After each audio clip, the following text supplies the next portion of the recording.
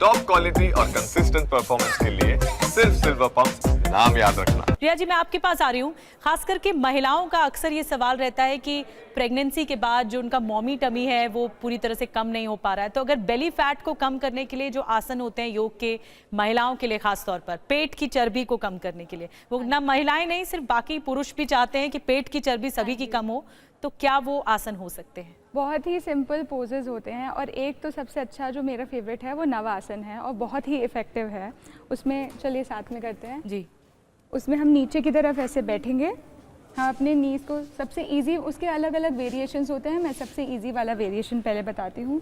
हम अपने seat bones को नीचे रखेंगे, आपकी हिप बोन्स आपको फील होनी चाहिए। फिर हम अपने थाइस को होल्ड करेंगे और फिर पीछे की तरफ लीन करेंगे और लेग्स को ऊपर उठाएंगे। सबसे इजी वेरिएशन है ये। हाँ जी, नौकासन भी बोलते हैं इसको। और फिर यहाँ पर अगर कंफर्टेबल है तो आप अपने हाथों को सीधा भी कर सकते हैं। आप ट्राई करें कि आपका लोअर बैक मैट पे ऐसे टच नहीं हो रहा है, आपकी सिट बोन्स ही मैट पर हैं और आपकी स्पाइन स्ट्रेट है। इसी को साथ अगर आप रोज़ होल्ड करेंगे, रोज़ अगर आप 10 सेकंड्स के लिए होल्ड करें, फिर 15 सेकंड्स के लिए होल्ड करें, धीरे धीरे इंटेंसिटी आप इसकी बढ़ा सकते हैं।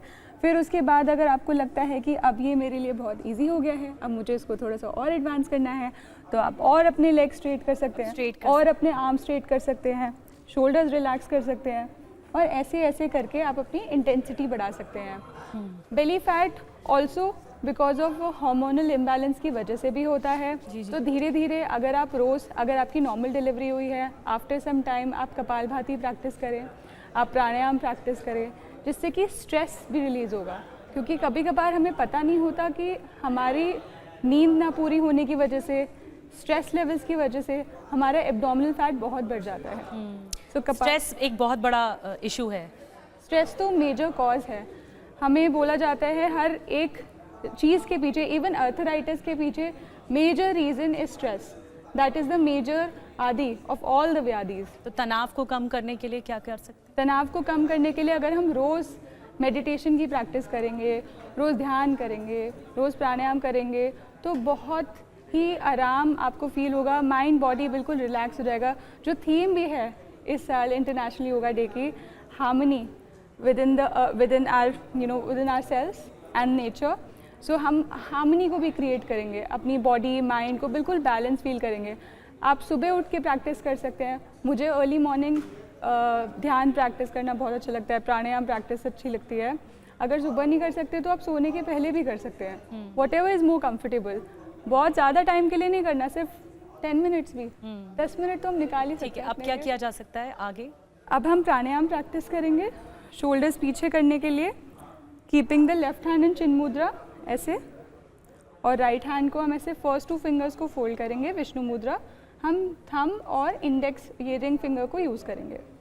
Yes, okay, comfortable. हाँ, now block your right nostril with the thumb. हम लेफ्ट नॉस्ट्रिल से सांस छोड़ेंगे, सांस लेंगे लेफ्ट नॉस्ट्रिल से, ब्लॉक करेंगे लेफ्ट नॉस्ट्रिल को रिंग फिंगर से, और अब हम राइट नॉस्ट्रिल से एक्सेल करेंगे। Inhale from right, block right, and then gently exhale from left. ये हो गया एक साइकिल नाड़ी शुद्धि प्राणायाम का। अगर इसको आप रोज़ प्रैक्टिस करें सिर्फ 5 मिनट के लिए, तो आपको धीरे धीरे बहुत बैलेंस्ड, बहुत रिलैक्स फील होगा, पीस अंदर से। इवन एक राउंड में आपको ऐसा लगता है कि आप दोनों स्वरों को बैलेंस कर रहे हैं। तभी कहते हैं ये सोल यानी आत्मीयता और शारीरिक योग है, यानी जुड़ाव है। हाँ, योगा सिर्फ फिजिकल प्रैक्टिसेस भी नहीं है। फिजिकल आसन तो एक पार्ट है, प्राणायाम भी एक पार्ट है, samadhi is something that we really want to reach.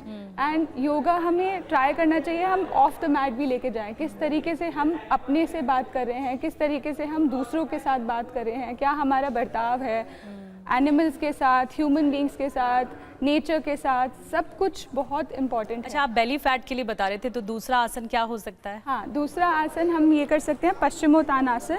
आप लेग्स को आगे स्ट्रेच करेंगे, आप स्ट्रेच करेंगे अपने आर्म्स को, टोज को अपनी तरफ पुल करेंगे, एक्टिवेट योर लेग्स, एंड सांस छोड़ते हुए हम आगे की तरफ मूव करेंगे। अब हम फर्स्ट 2 फिंगर से अपने बिग टोज को पकड़ सकते हैं। अगर ये कंफर्टेबल नहीं है तो हम अपनी एंकल्स को भी पकड़ सकते हैं या एल्बोज को पकड़ सकते हैं, अपने काफ मसल्स को पकड़ सकते हैं। एंड हमें ध्यान रखना है, rather than rounding the back we should move the shoulders back और रिब केज को आगे की तरफ मूव करना चाहिए। इससे हमारी स्पाइन एक्सटेंडेड रहेगी, लोअर बैक पे प्रेशर नहीं पड़ेगा, शोल्डर्स भी रिलैक्स होंगे। तो आपके शोल्डर्स बिल्कुल रिलैक्स होने चाहिए यहाँ पर, और अपनी एल्बोज और आर्म्स की स्ट्रेंथ के साथ आप आगे की तरफ मूव करेंगे। जब आप ये पोज करेंगे, अब आप यहाँ पे जहाँ तक भी आप पहुँच सकते हैं, आप लंबी गहरी सांस लीजिए। उसके बाद from your belly, so deep belly breathing. अब जब आप ये पोज होल्ड करेंगे तो आपको फील होगा कि आप अपने लोअर एब्डोमिनल ऑर्गन्स को मसाज कर रहे हैं and you are improving the blood circulation, oxygenation of the bloods. इसके बाद धीरे से आर्म्स ऊपर की तरफ आएंगे एंड देन रिलैक्स।